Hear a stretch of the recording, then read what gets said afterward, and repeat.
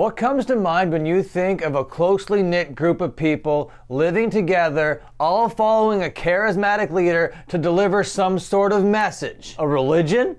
A gang? Maybe something even more sinister. Could it be a cult? And all of those labels were hurled at legendary Toronto hardcore punk rock group, the BFGs, or bunch of goofs. Today isn't going to be a history lesson, nor is it going to be a retrospective. It is going to be an investigation through clips to find out if they were a gang, if they were a cult, or were they just a bunch of friends hanging out. Hey ladies, how's it going? Dan Frampton here, I hope you're doing well. And if you haven't heard of the bunch of fucking goofs yet, let me explain to you what they are briefly. They were a group of musicians, bad ones in fact, that lived in Toronto, Ontario. They had like a venue where they sold beer to people, and it was called Fort Goof in Kensington Market. They also had a bigger loft where they all lived together. Now these dudes were just the most punk rock punks that ever punked, you know what I'm saying? But they hated drugs. They didn't like the heroines, they didn't like the cocaines, and they were going to protect the streets against those drugs. But in the meantime, they were also going to get real high and real drunk in the process. So it's a real mixed set of ideals, you know? But either way, they were a very attractive group of people for people looking for something in that world. And when the BFGs accepted you into their group, you had a whole community, a whole scene that now accepted your ass. Now you could be stinky with 100,000 other stinky people. It was great. It all kicked off in 1983, and this is the earliest sort of music video that I could find of theirs. It's called Hot Shot, and it's just like, you know, yeah, it just shows a real punk rock gritty world. We're just a punk rock gritty group of people,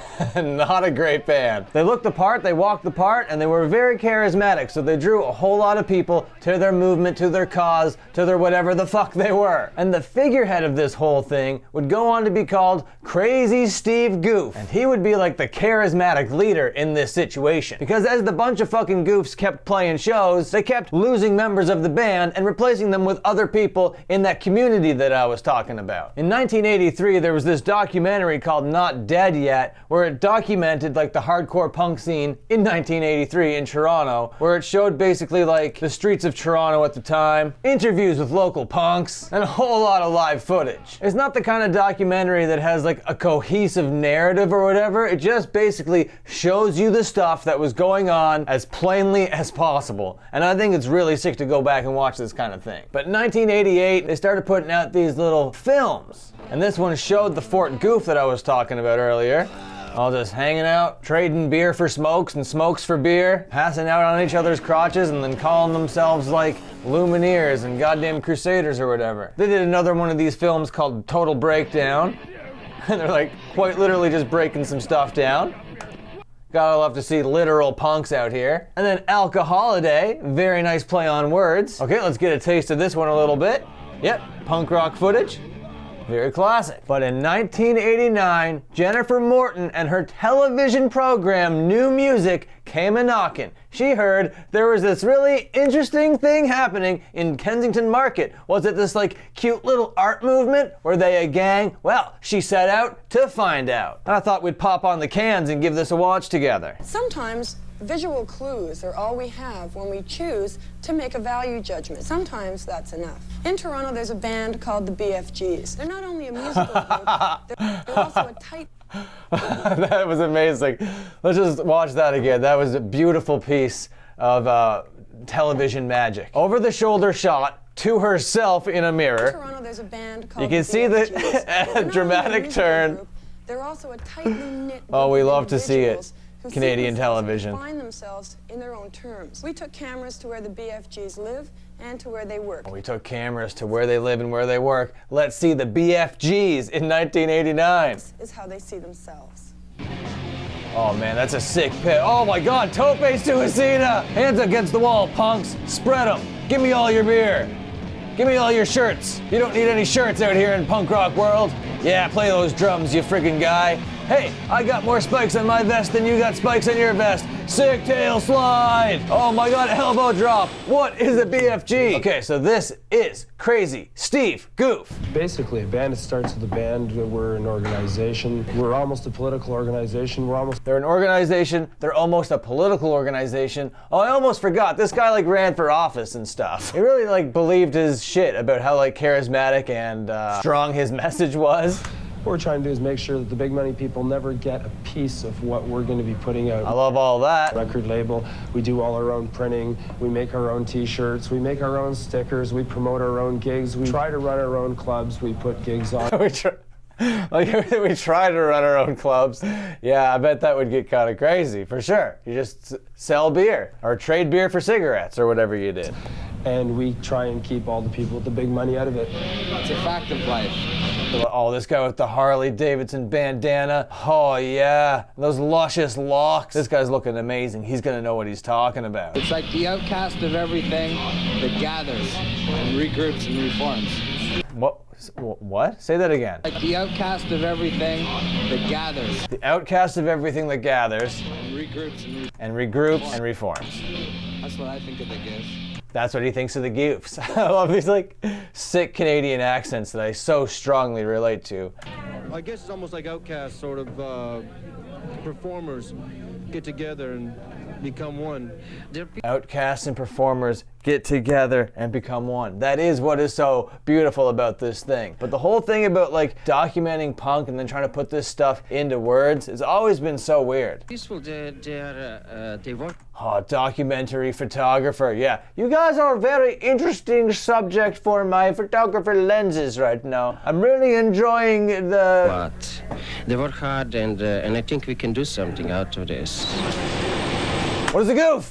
Basically, when we started, we were a pretty shitty band, and we figured people were going to call us a bunch of anyways by the time we walked off stage. So we walked on stage and said, well, since you're going to call us a bunch of here we are. It's very self-aware and very smart to get ahead of the curve like that. They're like, hey man, we're not a very good group of musicians. We actually kind of suck. And people are going to see that and call us a bunch of fucking goofs. And they just went up there and called themselves a bunch of fucking goofs. And here we are like a million years later and still talking about them. We can take it. You can't insult me. I don't care. Can't insult me. I don't care. Fuck yeah. That's so punk. Wow. Yes. Come into my den. Hey, did you wipe your fucking Doc Martens first? Fuck, man, that's so sick. A communal house, I guess. It's basically a communal house, I guess. They're all trying to not say what it actually is, you know what I mean? Which is, I don't know, which is kind of smart. You don't want to be like, yeah, journalists, come in and we're just going to give you all of our secrets. You know, you don't want to be giving up your actual secrets. Sure, come in, you know, give us some publicity. You can think that we're so interesting and avant-garde and like show us off to your big hoity-toity rich yuppie friends and shit. Yeah, that's cool. We're not going to tell you what's actually going down. Because everyone shares the work and everyone helps with what we're doing, like the band, t-shirts. I love that. I love how the music is like the thing that holds all this stuff together, you know what I mean? And that's the part that people overlook, you know, when they're saying, hey, were you guys a gang? Were you guys just a group of friends? Were you guys a bunch of miscreants out there on the streets doing your thing? You know, man, we all love music, and it takes a lot of work to put together music, you know? If you're recording music, or putting on live events, selling merch, and when everybody comes together to make it all happen, yes, it's a very beautiful and special thing, for sure. I think that's what he's trying to say anyway. Man, I love these shots. Oh, the fisheye lens in the backstage area of the fucking Goof Troop den or whatever it was called. Fort Goof. Goof Troop den. There is all kind of things going on, like each of them is kind of individual for themselves. There's a lot of artists around in many fields. I hate this guy. You see now music, but it's not only music. There is other field of the art that people fulfill and work towards there. Exactly, buddy. It's the work. It's the coming together of the community that can be a beautiful thing. I think that's what he was trying to say. Great paintings on the wall. Man and beast living simultaneously. Moved out of my girlfriend and moved in with the Goofs. Moved out of his girlfriends and moved in with the Goofs. You gotta love it. The Goofs were there for the community, man. It worked out pretty good. I mean, I can do all my artwork there. There's lots of space. He can do all his artwork there. There's lots of space. There's so many benefits of becoming a Goof. A lot of things to do. It keeps me busy. A lot of things to do. It keeps him busy. That's fucking right. Keeps him out of trouble. Some things like this are good to put a message across. Oh my God, that is punk rock art right there. I love that shit. Yeah, you have to be able to pull your weight and keep your shit together and not up everybody else.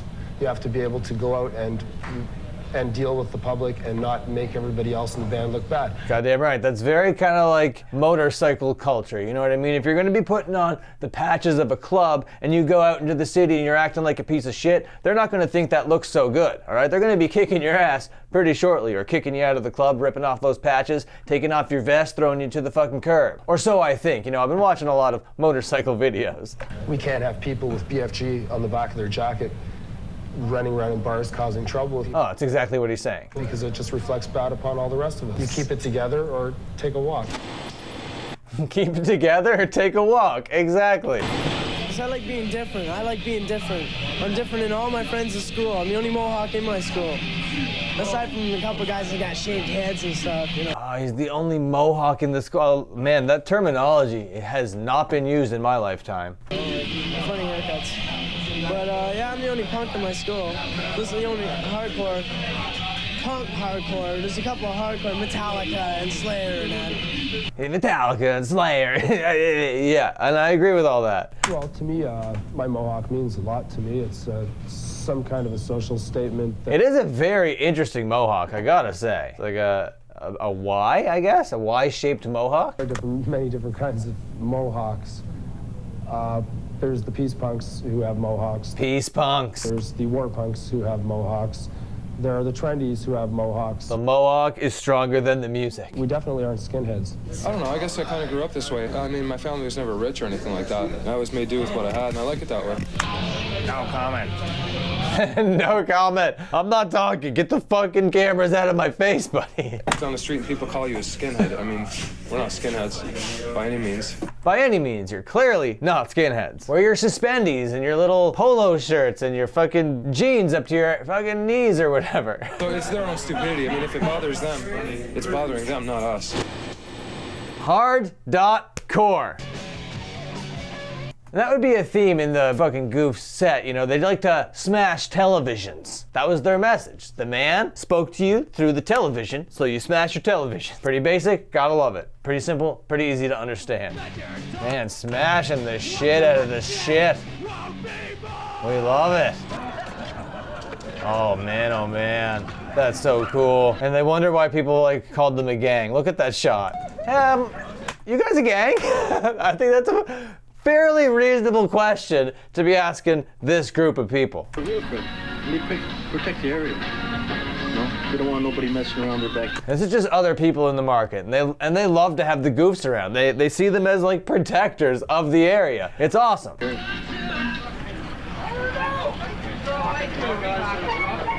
No, they don't make it trouble, no.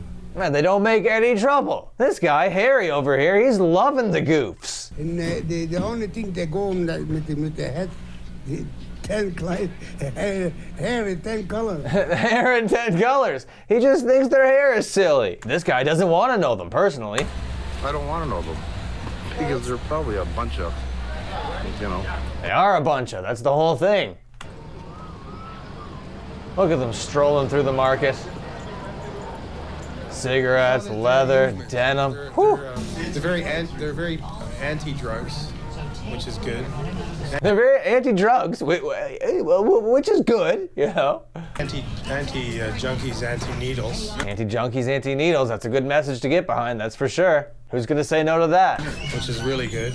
And they fit right into the community. I mean, Kensington's a crazy... Oh, this guy's the fucking man. I love the way this guy looks with his Habs toque. That's what we call them up here in the north, okay? Not beanies, all right? That's a Habs toque. Place. I've lived here all my life, and I mean, the first couple of weeks they were here, they used to live across the street. People gave them the odd, you know, those guys look pretty strange. You know, those guys look pretty strange. Yeah, I mean, that's a fair reaction. But I mean, well, they fit right in. Kensington Market is a pretty weirdo place. I love it out there. Part of the market. Hey, do you guys like even work or whatever? I've been working,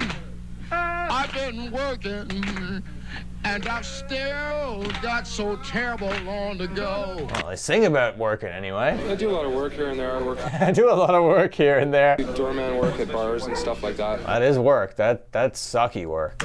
And I was doing tattoos for a while, which I'm soon to be doing again. Oh man, I wonder if that dude's still doing tattoos. Right now I'm working as a painter. Goddamn painter. Painting houses and whatnot. Painting houses and whatnot. That guy's proud of his work. That guy enjoys a good hard day's work, you know, coming home and getting to some punk shit. Check out these frickin' boots. God damn, you can really stomp around in those motherfuckers, that's for sure. I do construction, working real hard. I work on a jackhammer. I destroy things, I break them up. I'm a dental assistant. I love how, like, that's interesting to the media. So you crazy motherfuckers work for a living? Yeah, they're people. They kind of need to. Yeah, so I did. These are from my patients. How do I survive personally? Yeah. The band. I do extra work in movies. Yeah, the band. He's in a band. The bunch of fucking goofs. Have you heard of us? You're here doing a documentary about us. We must be making a little bit of money somewhere. Just work odd jobs, blah, you know. You just stepped on my god. Mine. And this is another thing about the Goofs, all right? They were so goddamn iconic and they look so quintessential Toronto punk rock that they were just like cast in a whole bunch of things as extras and in minor roles and stuff. My god. My god. My god. Oh my god. That's some fine punk rock acting. There's nothing to do in the city. Like, the city has never built anything for kids, really. You know, there's playgrounds for like 10-year-olds, but there's nothing for 16-year-olds. And, you know, hang with a group of friends, you call yourself a name because it's something interesting. And that's a fair point. You know, there's lots of things for little kids. Little kids have lots of things to do. But what about middle-aged kids? There's no such thing as middle-aged kids, you dumb idiot. A little nervous and a little mad because, you know, 6-on-1 ain't fair. They're just cowards. Also, we're angry at society and stuff, but instead of going out and causing trouble, we turned anger into something more productive. Well, see, exactly. That's very true. They turned anger at the world into play and music. Well, you know that's just like the surface level thing. There's a whole bunch of stuff going on below all that because it's a gigantic community. No, I don't like gang use because then there's supposed to be some kind of leader or somebody pushing you around so you'll push other people around, that kind of thing. No? How can you be with the Goofs and be like, no, I don't like the charismatic leader thing when you got fucking Steve Goof running around running for office and shit? I think it's pretty ridiculous, actually. Yeah, me too. That's not something we really want to be a part of. The major difference with us is that we're not into crime. Oh, I love this. This is going to be a great explanation as to why they're not a gang. You know, I mean, like, for somebody to be classified, for a group of people to be classified as a gang, they have to be into crime. If there's no crime, there's no gang. Exactly. You know, that's good enough logic, I guess. If there's no crime, there's no gang. Where there's no smoke, there's clearly no fire. Because there's nothing to be gained, so there's nothing to fight for.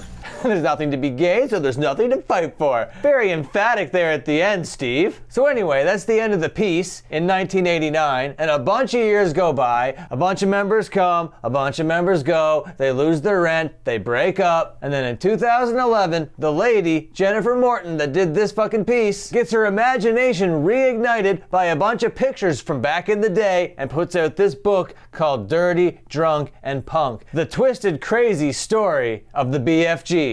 And in this very rare interview up here on stage, the author of the book, the presenter of that new music piece, gets crazy Steve Goof on stage to ask the big question again 20 years later. What does he have to say? Crazy Steve Goof! We were a gang. Right away, we get our answer. He was a gang. Let's hear that one more time, Steve. We were a gang. All right, investigation over. It's straight from the horse's mouth. They were a gang. And that was in 2011. They got back together to play like a reunion show for the fucking book. In 2013, they did a little set. And as recently as September 11th, 2021, they played the punk rock parking lot. So they might not be the legendary community that they once were, but Steve Goof is still kicking around and doing stuff whenever he feels like doing stuff again. I would like to actually know what's going on with this guy a little bit more. So if anybody out there is watching this and they were a part of this scene and they know anybody that was a part of that documentary, they know anybody that was like living that stuff at that time, let me know, because I would love to do a follow-up video where I talk to these motherfuckers about this sort of stuff. But that's about it for now. Thank you so much for watching. Until my next upload, watch another upload.